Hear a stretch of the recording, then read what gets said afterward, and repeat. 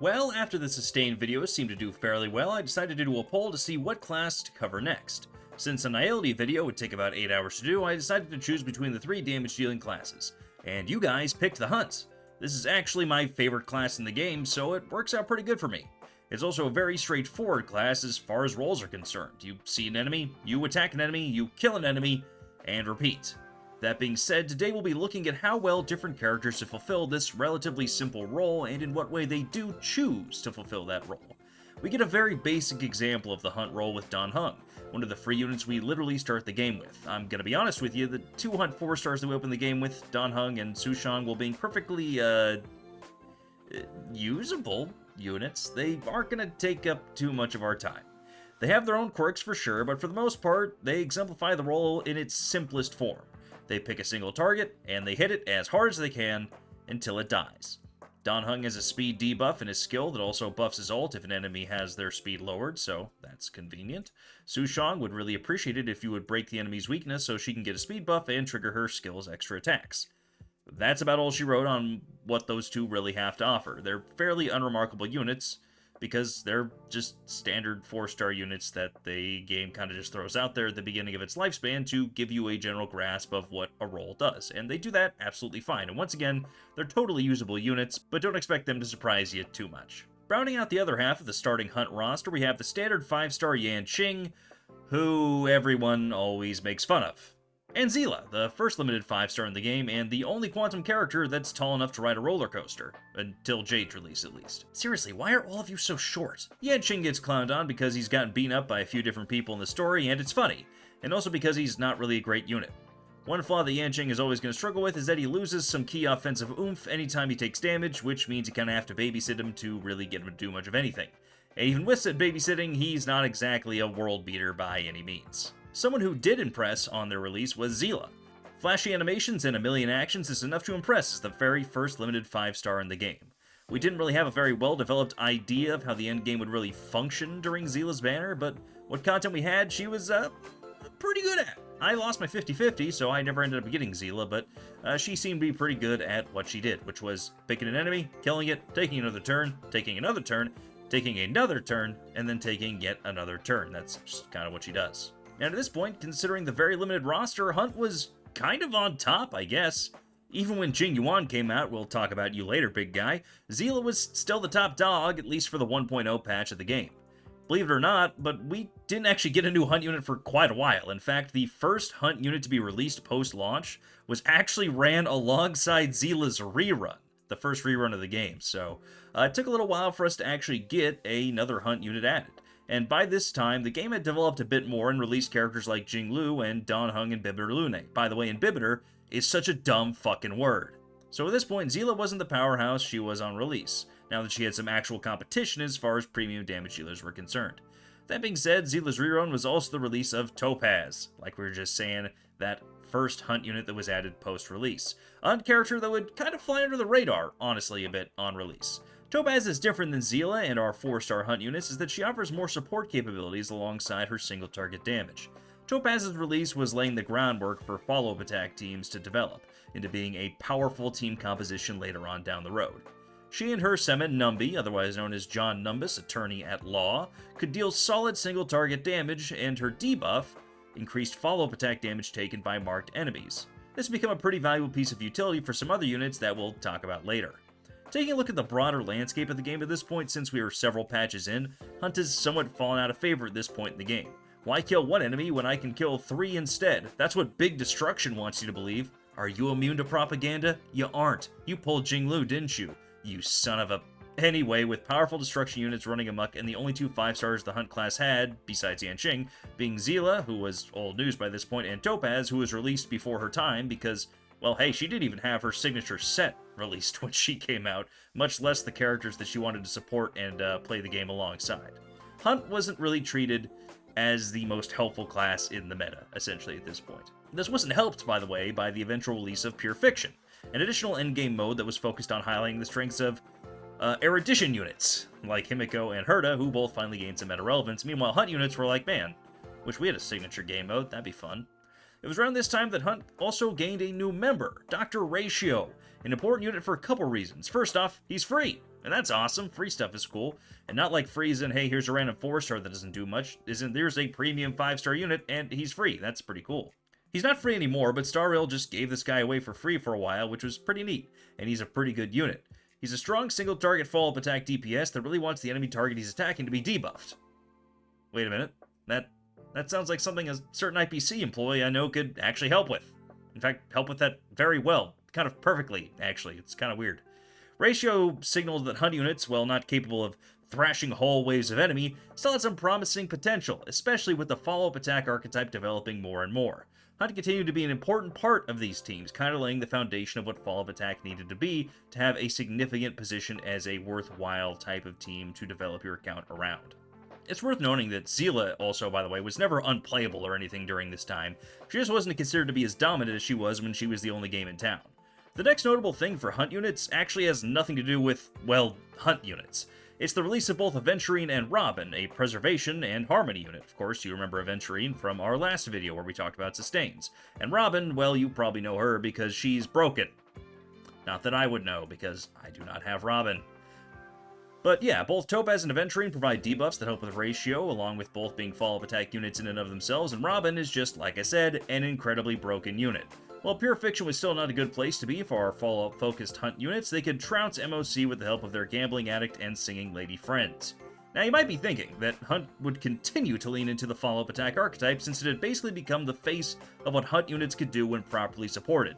And well, I mean, you're right, that's what they did. Hunt March 7th, Moza, and Fei Zhao are follow-up attack units, and they work well in a similar team structure to our Ratio and Topaz teams.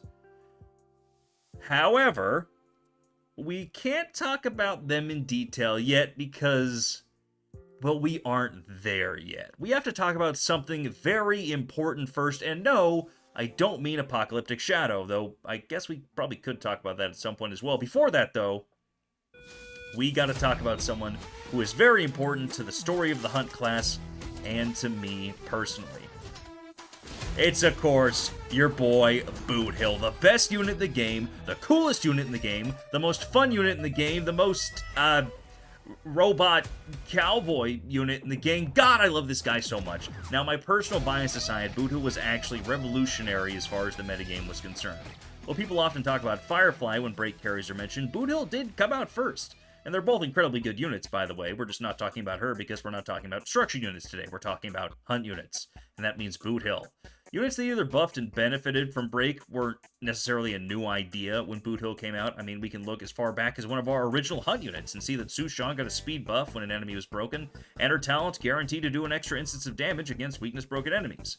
Boothill is different, though. Different than anything we'd seen as far as break-focused units were concerned. He's also probably just the purest example of a good old single-target damage dealer because he is a nuke. He just is there to nuke things. He gains stacks for his talent by breaking and killing enemies he duels, and those stacks make him break faster and kill harder. And he is really, really good at that. Now, of course, it's best if you have units like Ruan Mei who can support him, and Bronyu who can give him a million actions. He is capable of clearing just about anything that isn't Pure Fiction, though I have cleared Pure Fiction with Boothill, I just generally don't recommend it. But yeah, he's capable of clearing most content, and he is, to this day, in my opinion, a very viable DPS on a lot of teams, and it's just very good for your account. It's actually very interesting, by the way, how follow-up attacks have kind of become such a core part of the Hunt class's identity.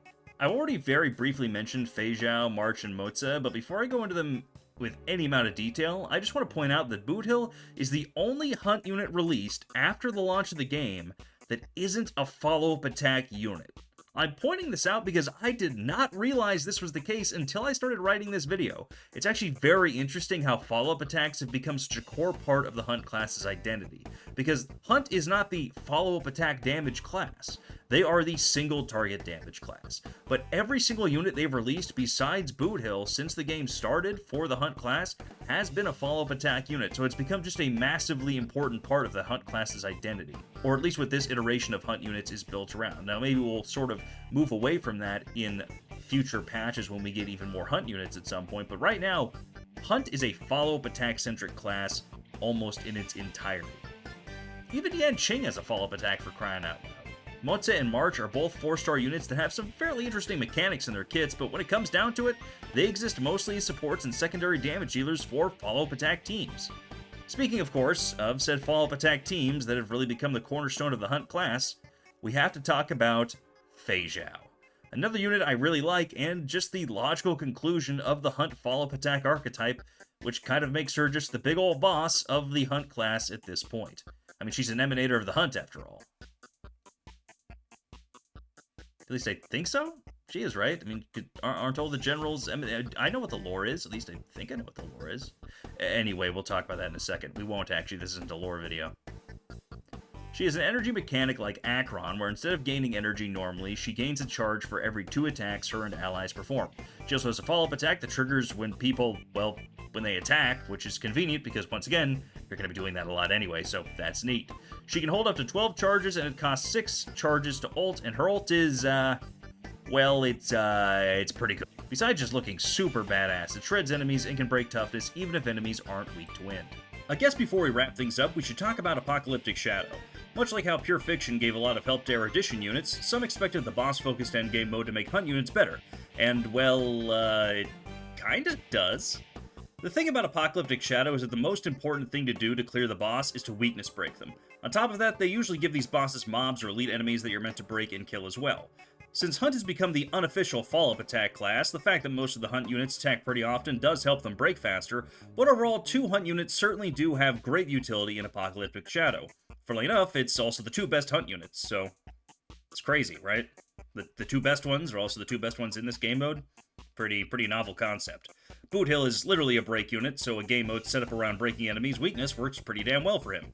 And Fei Zhao, on top of attacking a lot, has universal toughness break on roll, which is also really good. So Apocalyptic Shadow isn't necessarily a Hunt game mode, it's just a different game mode that some Hunt units can be really good in. But really, the break carries like Boot Hill, Firefly, and Rappa are premium units for the current iterations of Apocalyptic Shadow. With all that stuff covered, where do we go from here? With the sustain video, we talked about how many of our sustains really served as the optimal option for various teams, even after the roster had kind of expanded a bit.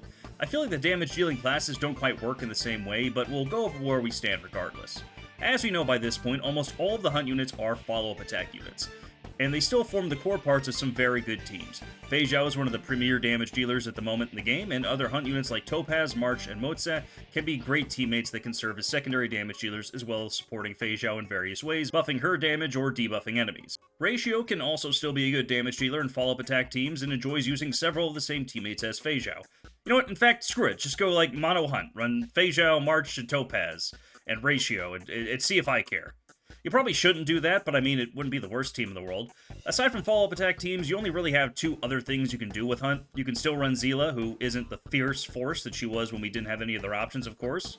But, you know, she's still a unit you can use to clear some stuff with. And that leaves us just with my main man, Boot Hill, who is still a really good option as a damage dealer. Especially if the enemy is Fizz weak, and even if they aren't weak to him already, he can still get the job done pretty damn well. So honestly, how is Hunt doing?